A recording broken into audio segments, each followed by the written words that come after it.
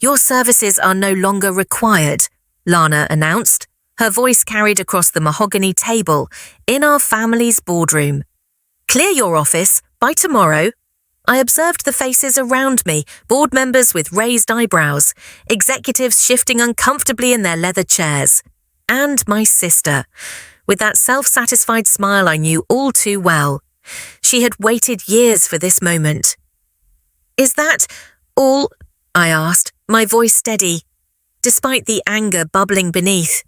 "Yes, Valerie, that will be all," Lana replied, already turning her attention to the next agenda item.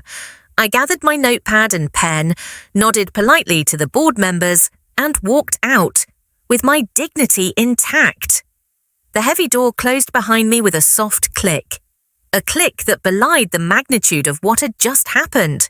I had been fired from our family business, Connors and Tate Solutions, a company I had helped grow from a struggling regional logistics provider, to a national powerhouse.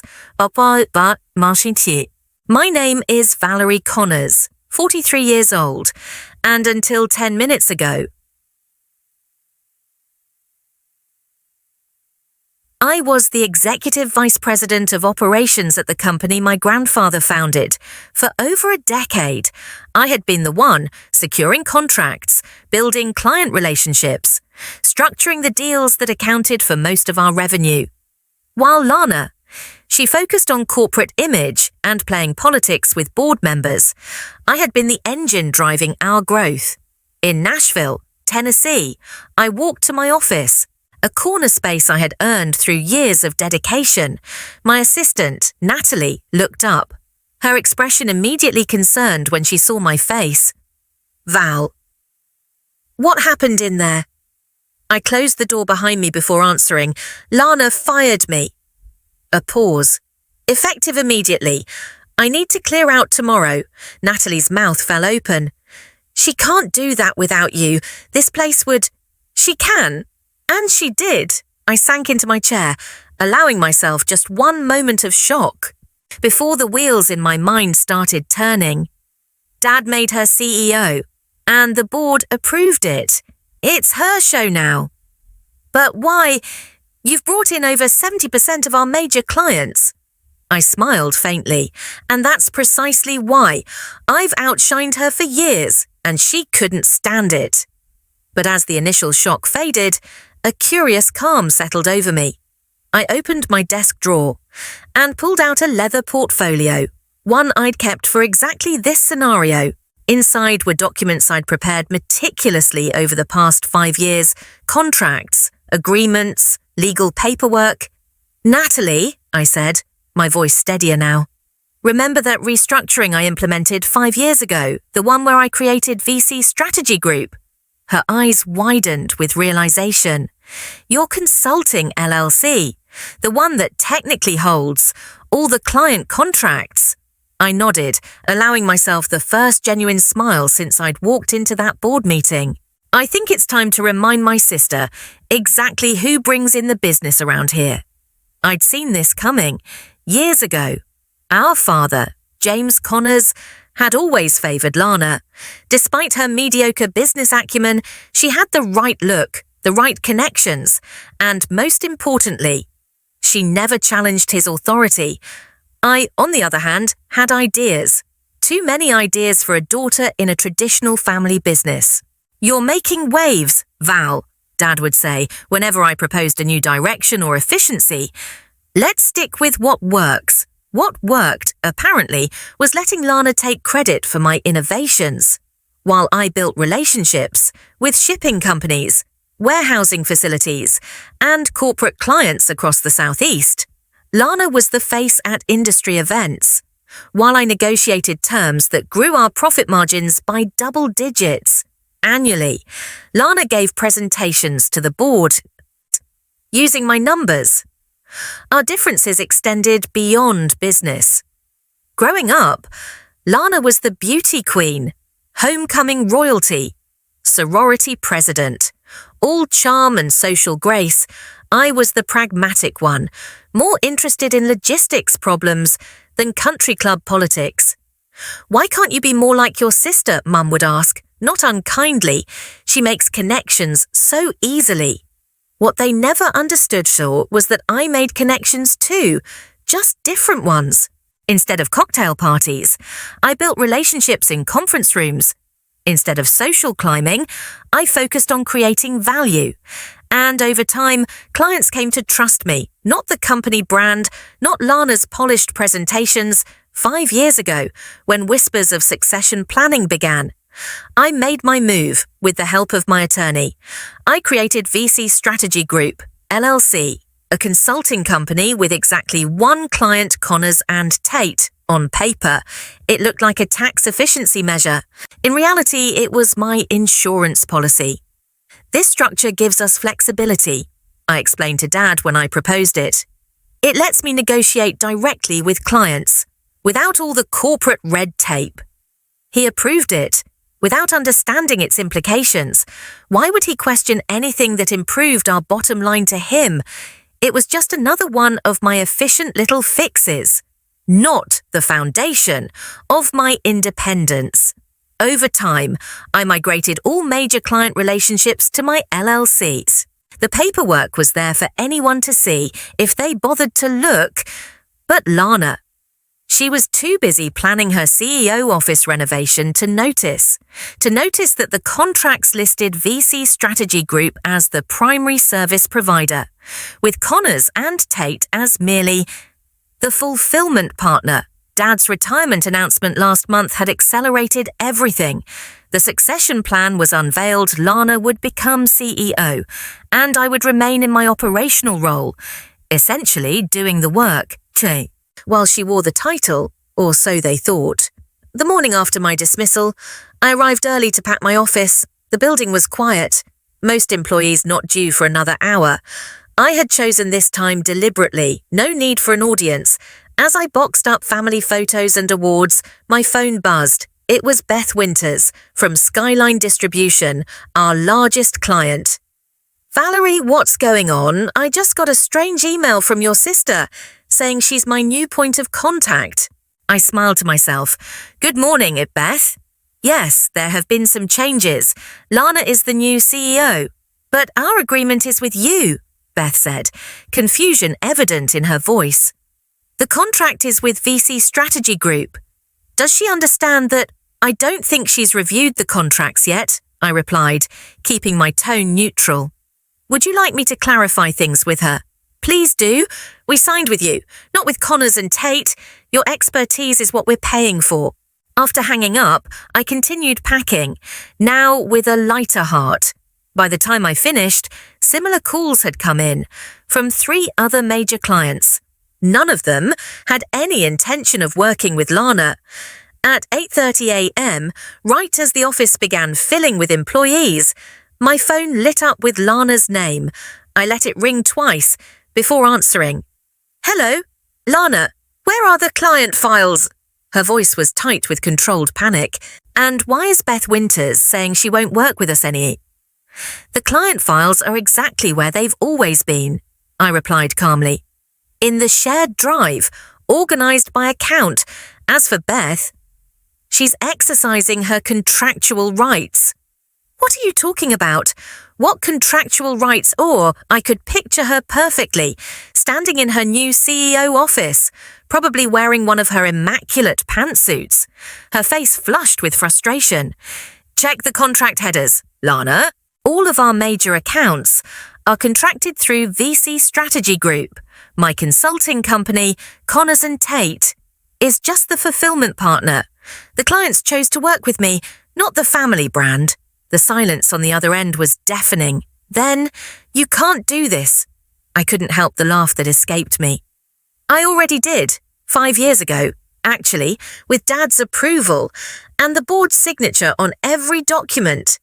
This is sabotage. Her voice rose an octave. No, Lana, this is business. You wanted to be CEO, congratulations. But the relationships, the trust, the actual revenue-generating contracts, those are mine. By the time I hung up, Natalie had appeared at my door with a cardboard box of her own belongings. I quit this morning, she announced with a smile. Told HR I'll be joining VC Strategy Group, effective immediately. The realization hit me fully then. This wasn't just about sweet revenge against Lana. This was my chance to build something truly mine. I picked up my box, took one last look at the office where I'd spent the past 15 years. Let's go, I said. We have a company to build. I spent the rest of the day in my home office, making calls to every major client. By evening, I had confirmed what I already suspected: all 14 of our top-tier accounts would be following me. Together, they represented over 80% of Connors & Tate's annual revenue.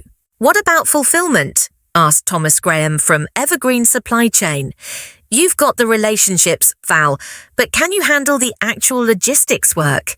It was a fair question. Until yesterday, I'd had Connors & Tate's infrastructure at my disposal, their warehouse network, their transportation partners, their software systems. I've been anticipating this transition for some time. I assured him, I've already secured partnerships with 3 regional fulfillment centers. Your operations won't miss a beat. What I didn't tell him was that those partnerships had only been finalized that afternoon. In a flurry of phone calls and hastily signed temporary agreements, I was building the airplane while flying it. By 9:00 p.m., my dining room table was covered, legal pads, my laptop, an empty pizza box. I had the clients, I had Natalie, and I had a framework for operations. What I didn't have was a team. As if reading my mind, my phone buzzed. A text from Jordan Ellis, our former operations manager. Heard what happened. Lana's freaking out. Half the ops team is ready to walk. You hiring? Before I could respond, another text came in. This one from Lana. Emergency board meeting tomorrow, 8 a.m. Your presence is required. I laughed out loud. Required. She had fired me just hours ago. Now I was suddenly indispensable. I texted Jordan back. Send me names. Everyone who's interested. Competitive packages for all. To Lana, I simply responded, I'll have my attorney attend. My phone rang immediately. I let it go to voicemail. When it rang again, I finally answered. This isn't a request, Valerie, Lana snapped. The board wants to understand what's happening with our client base. You owe them an explanation. I don't owe anyone anything, I replied evenly. You fired me. Remember, your services are no longer required. Those were your exact words. That was before I understood the situation with the contracts. The contracts, the ones that have been in place for 5 years, the ones that were approved by Dad and the board. Those contracts, you deliberately misled everyone. I took a deep breath, tamping down my anger. No, Lana, I created a business structure that protected both the company and the clients. It's not my fault that you never bothered to understand how our business actually operates. That's on you. Dad will never forgive you for this. It was a low blow, but an expected one. Our father had always been her trump card. Perhaps, but unlike you, I've learned to live without his approval. Good luck with your meeting tomorrow. After hanging up, I sat in silence for a few minutes, letting the weight of the day settle over me. Had I spent 15 years preparing for this moment, not consciously, but I'd always known, on some level, that Lana would eventually push me out. My LLC hadn't been created as a weapon. It was a shield, a way to protect the value I'd built from family politics. My phone buzzed again. A text from our father. We need to talk. I set the phone aside without replying. Whatever he had to say could wait until tomorrow. Tonight, I needed to focus on building a company from scratch, with clients already expecting service. The irony wasn't lost on me. In trying to sideline me, Lana had inadvertently given me the push I needed. To break free, for years, I'd been pouring my talents into a company that would never truly be mine. Now I had the chance to build something that was... I opened my laptop, and typed out the first line of a new business plan VC strategy group full-service logistics solutions. It had a nice ring to it. The next morning brought a flurry of developments. By 7:00 a.m., Jordan had sent me a list, 8 employees ready to join me immediately. By 7:30, my attorney, Grace Levinson, was on her way to the Connors and Tate board meeting to represent my interests. And by 8:00 a.m., I was sitting in a temporary office space I'd managed to secure overnight, conducting my first staff meeting as the official CEO of VC Strategy Group. The situation is unique, I explained to the small team gathered around a conference table. We have the clients and the expertise, but we're building our infrastructure on the fly. It won't be easy. But we've got something Connors and Tate doesn't have anymore. The relationships that matter. Natalie and Jordan nodded confidently. The others, mostly analysts and account managers who had followed Jordan, looked nervous, but determined. What about the warehouse contracts? Asked Michael Perez, one of our logistics specialists. Connors and Tate has exclusivity with most of the facilities in the region. They do, I acknowledged, which is why we're not fighting on that front. I've secured partnerships with facilities in Chattanooga and Louisville. We'll route through them until we can establish our own local presence. The meeting was interrupted by a call from Grace. I put her on speaker. The board meeting just ended, she reported. It was contentious. Tell me, I said, gesturing for the team to stay. Lana tried to argue that your LLC structure was a breach of fiduciary duty. She wanted the board to pursue legal action. My stomach tightened, despite my confidence in our legal position. And the board shut her down. Thoroughly. Apparently, 2 of the members had actually read the contracts when they were signed and understood exactly what they were approving. They reminded her that the structure had delivered exceptional results for 5 years. Relief washed over me. So, no lawsuit, but they did authorize her to make you a counteroffer. They want to bring VC Strategy Group in as a formal, permanent contractor with a 5-year commitment. Essentially, they're offering to legitimize the exact arrangement you already had, but with better terms. I wasn't sure whether to laugh or scream. They fire me, then offer to hire my company. Essentially, yes, the offer is actually quite good. 7 figures annually, guaranteed minimums, performance bonuses. They're desperate. Val, of course they are. They just lost 80% of their revenue stream. Overnight. I looked around at my new team, all watching intently. Tell them I'll review their proposal, but we're moving forward with direct client relationships. In the meantime, after ending the call, I turned back to the team. It seems we have options. Are you considering it? Jordan asked, his expression concerned. Going back to them as a contractor. I understood his worry. He'd just quit his job to join me. They all had. I'm not considering anything that doesn't include all of you, I assured them. But having Connors and Tate as a client, rather than an employer, could be advantageous. While we build our own operations. The temporary office door opened. A courier delivered a thick envelope. Inside was the formal offer from the board, along with a handwritten note from my father. You've outplayed us all. I should have made you CEO years ago. I stared at the note, emotions churning. After decades of being overlooked, my father had finally recognized my value, but only after I demonstrated my power to destroy the company he'd built. The buzzing of my phone pulled me from my thoughts. It was a text from Lana. This isn't over. Of course it wasn't. Lana had never been one to accept defeat gracefully, but for the first time in our long, complicated relationship, I wasn't worried about her threats. I had the clients, I had a growing team, and most importantly, I had leverage. The coming weeks established a grueling new reality. Building a company from scratch while servicing existing clients proved even more challenging than I'd anticipated. We worked 14-hour days. turning our temporary office into a command center of organized chaos. Each morning began with an all-hands meeting to tackle the day's most pressing issues. Each evening ended with a review of what we'd accomplished and what still needed attention.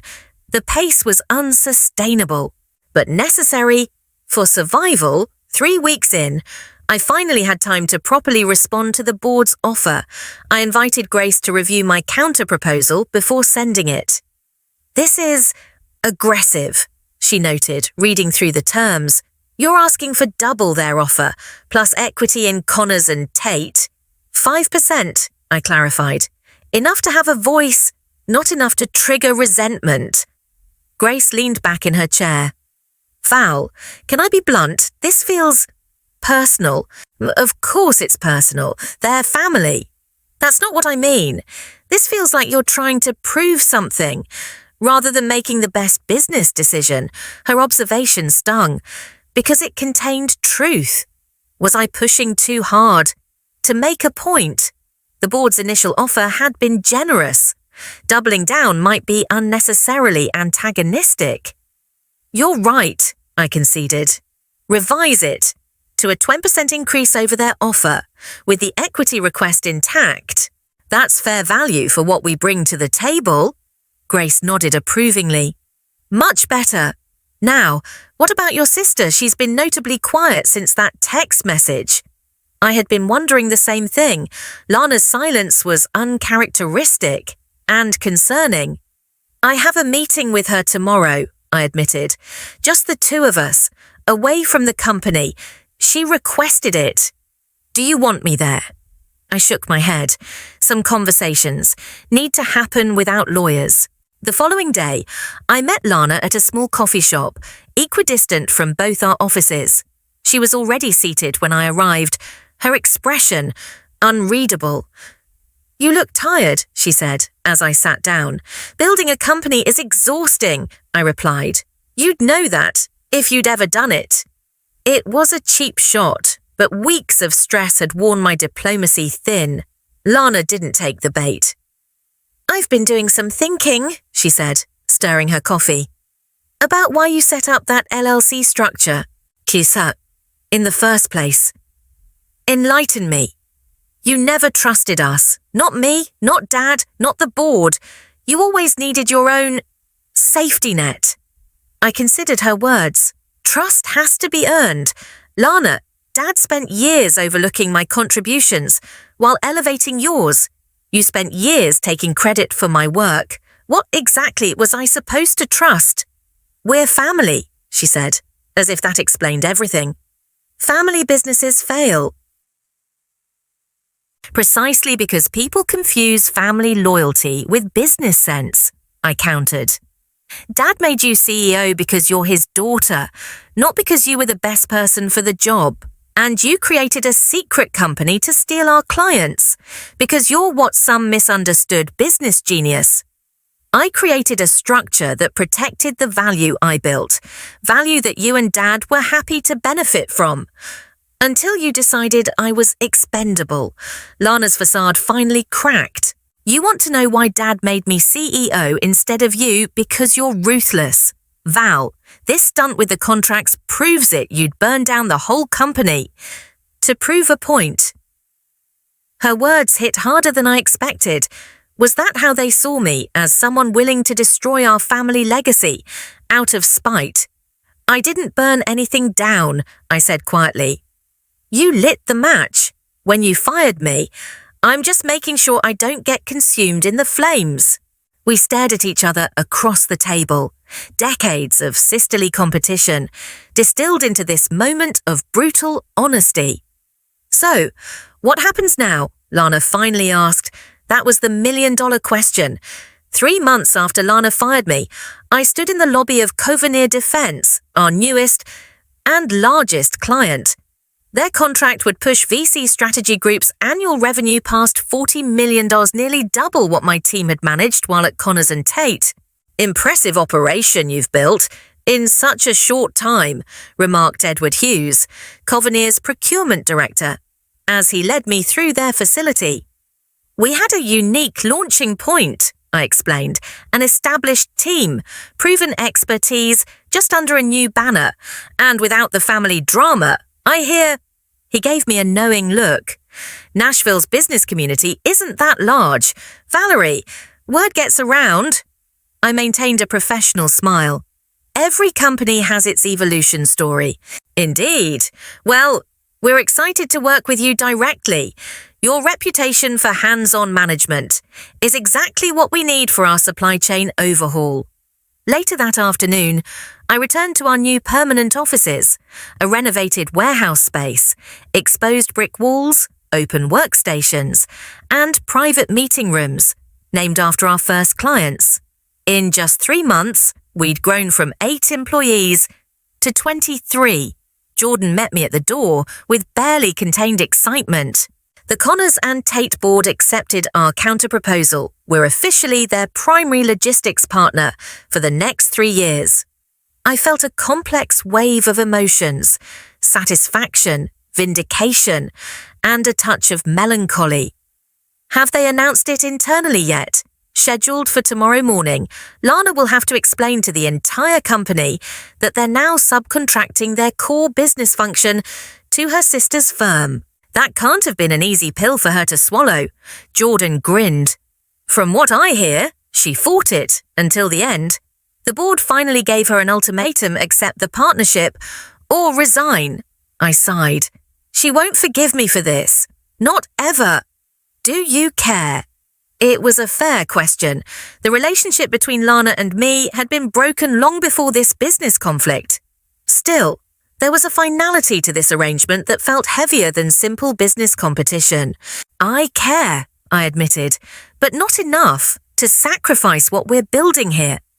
The formal announcement of our partnership with Connors and Tate triggered a new phase of growth for VC Strategy Group.